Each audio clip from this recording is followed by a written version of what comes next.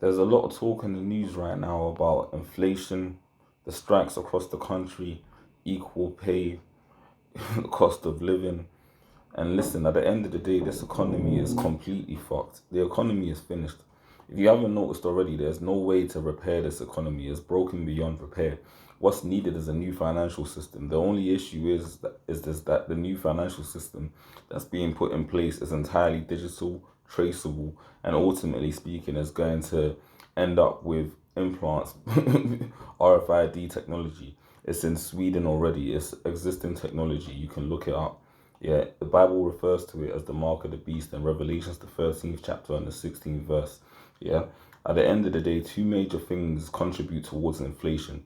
You can liken it to when you're pouring a mixer into a drink. Two major things contribute towards inflation. Those two things are an increase in velocity, yeah, which is basically the amount of money flowing through the system at any one time, and an increase overall of the actual supply of money within the system. So let's go through that. An increase of money within the system is when the government pretty much increases the amount of currency floating within the system at any given time that people are not working for.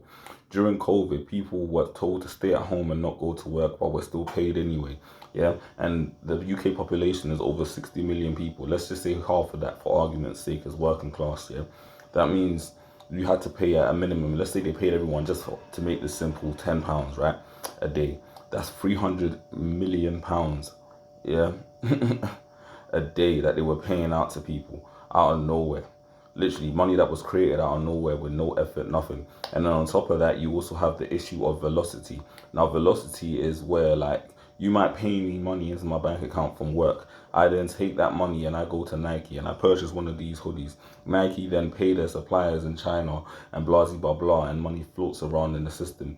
There was a lot more money floating around in the system, and that caused, those two factors caused inflation to go up. An increase in the money supply and an increase in velocity, money floating around. The issue you have now is that because inflation has been pushed up because there's more money in the system, people that who work for different services like the postal services, like the trains, like the NHS, etc., etc., are not getting their wages pushed up to match up to the higher prices that's been caused by inflation. And of course, they're striking.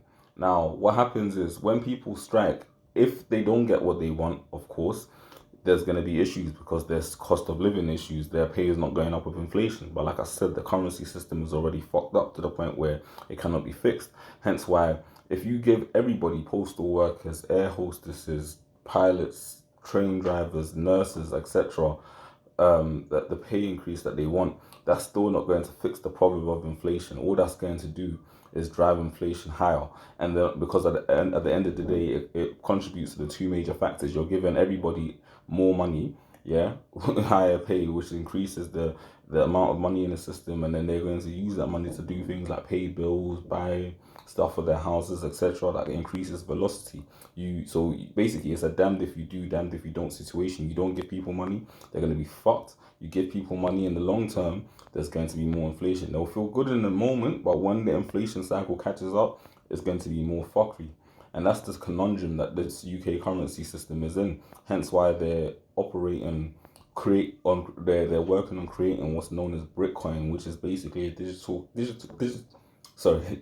currency that's going to be the replacement for the current GBP that we use. But the thing with that is it's programmable money. That means that your bank is going to have the ability to control how and when you spend your money and within what radius.